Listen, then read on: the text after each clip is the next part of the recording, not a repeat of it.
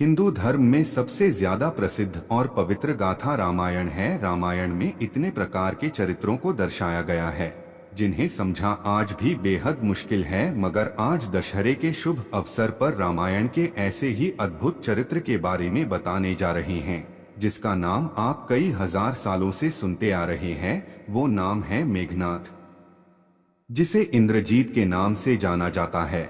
इसलिए आज हम इंद्रजीत के जीवन से जुड़ी कुछ खास बातों को जानेंगे। युद्ध के मैदान में सबका पसीने छुड़ाने वाला महान योद्धा मेघनाथ लंकापति रावण का सबसे बड़ा पुत्र था और रावण के पहली पत्नी मंदोदरी ने मेघनाथ को जन्म दिया था। उन्होंने अपने पुत्र का नाम मेघनाथ क्यों रखा, इसके पीछे भी एक कहानी है। शास्त्रों के अनुसार जब मेघनाथ का प्राकट्य हुआ था तब उसके रोने की आवाज एक साधारण बालक की तरह नहीं बल्कि बादल के गड़गड़ाहट की तरह सुनाई पड़ती थी, जिसके वजह से उस बालक का नाम मेघनाथ रखा गया।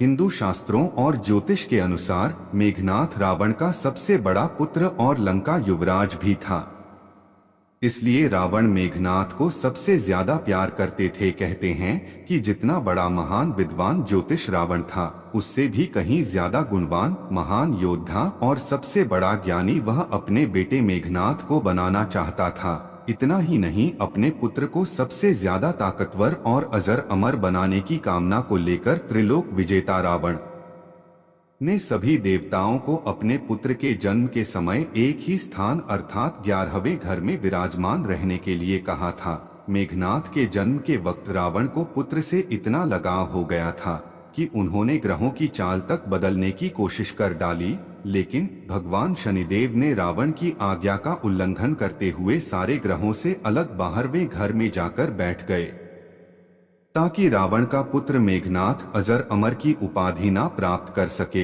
हिंदू धर्म की पौराणिक कथाओं के अनुसार स्वर्ग पर अपना आधिपत्य जमाने के लिए लंकापति रावण ने देवताओं पर आक्रमण कर दिया था। इस युद्ध ने मेघनाथ ने भी हिस्सा लिया था। इस दौरान लंकापति पर इंद्र ने हमला करना चाहा तो मेघनाथ ने पिता को बचाने के लिए आगे आ गया। मेघनाथ ने उसी क्षण इंद्र और इंद्र के वाहन ऐरावत पर हमला कर दिया और उसने सभी देवताओं के साथ इंद्र को भी हरा दिया, जिसके बाद से इंद्रजीत के नाम से संबोधित किया जाने लगा। युद्ध के समाप्त होने के बाद मेघनाथ स्वर्ग से निकलने लगा तो उसने इंद्र को अपने साथ ले लिया और अपने रथ पर बैठाकर लंका में ले आया। लेकिन जब ब्रह्मा जी मेघनाथ से निवेदन किया कि वह इंद्र को मुक्त कर दे, मगर मेघनाथ इस बात को मानने के लिए तैयार नहीं था। इसके बाद ब्रह्मा जी ने इंद्र को छोड़ देने के लिए उसके बदले एक वरदान देने का वचन दिया। मेघनाथ ने इसका फायदा उठाते हुए उनसे अमरता का वरदान प्रदान करने के लिए कहा। उस दौरान ब्रह्मा ने मेघनाथ बोला कि अमर होना इस प्रकृति में किसी भी जीव के लिए संभव नहीं है, क्योंकि यह तो प्रकृति के ही खिलाफ है। तुम कोई दूसरा वरदान मांग लो। मगर मेघनाथ अपनी बात पर अड़ा रहा। इसके बाद ब्रह्मा ने कहा कि अगर वो अपनी मूल देवी निकुंभला देवी का यज्ञ करेगा और वह यज्ञ जब संपूर्ण हो जाएगा तब उसे एक ऐसा रथ प्राप्त होगा जिस पर बैठकर वह किसी भी शत्रु के सामने युद्ध में पराजित नहीं हो पाएगा और न ही उसकी मृत्यु होगी। इसी के साथ ब्रह्मा जी ने इंद्र को यह भी बताया कि सिर्फ धरती पर एक ऐसा होगा जो मेघनाथ का अंत कर पाएगा जो 12 सालों से सोया ना हो। इस वरदान के चलते लक्ष्मण ही ऐसा व्यक्ति था जो मेघनाथ को मौत के घाट उतार सकता था, क्योंकि वो वनवास के दौरान 14 वर्षों तक सोया नहीं था। इसी कारण राम रावण युद्ध के दौरान युद्ध क्षेत्र में लक्ष्मण के हाथों ही मेघनाथ का अंत हुआ।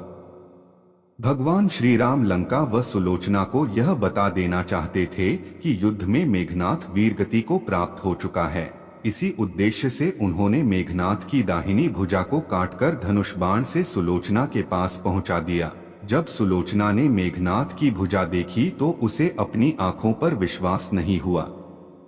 उसने उस भुजा से युद्ध का सारा वृतांत लिखने को कहा। उसके बाद एक कलम की सहायता से मेघनाथ की भुजा ने युद्ध में घटित हुई हर घटना का वृतांत सुलोचना को लिखकर बता दिया। इसके बाद सुलोचना अपने पति की भुजा लेकर रावण के पास पहुंची व उनसे अपने पति के साथ सती होने की आज्ञा मांगी। रावण ने उसे यह आज्ञा दे दी, किंतु पति के सिर के बिना वह सती नहीं हो सकती थी।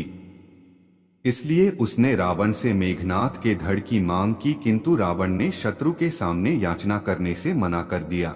राम एक मर्यादा पुरुषोत्तम पुरुष थे।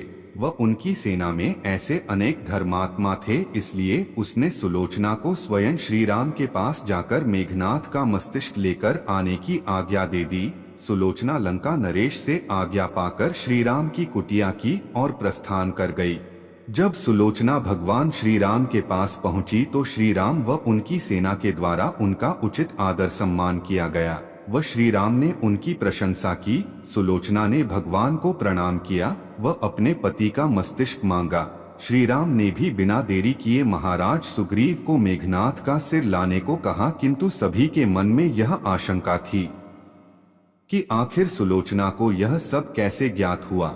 तब सुलोचना ने मेघनाथ की भुजा के द्वारा उसे सब बता देने की बात बताई। यह सुनकर मुख्यतया वानर राजा सुग्रीव हतप्रभ थे व उन्होंने सुलोचना से मांग की कि यदि उसके पतिव्रत धर्म में इतनी शक्ति है तो वह इस कटे हुए धड़ को हंसाकर दिखाए। यह सुनकर सुलोचना ने उस मस्तिष्क को अपने पतिव्रत धर्म की आज्ञा देकर उसे सबके सामने हंसने को कहा। इतना सुनते ही मेघनाथ का कटा हुआ सिर जोर जोर से हंसने लगा। सब यह देखकर आश्चर्य में पड़ गए, किंतु भगवान श्री राम सुलोचना के स्वभाव व शक्ति से भली भांति परिचित थे।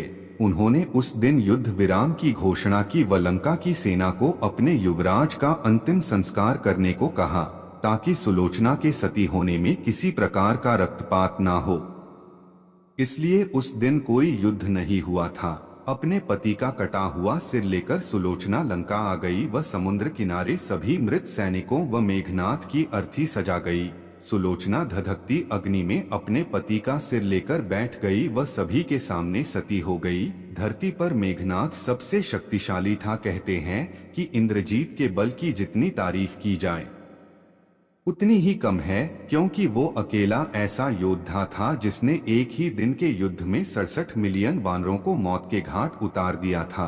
और लंका में वह अकेला ऐसा योद्धा था जो पूरी वानर सेना को अपनी गर्जना से बिखेर सकता था, मगर घमंड की वजह से मौत के घाट उतार दिया गया।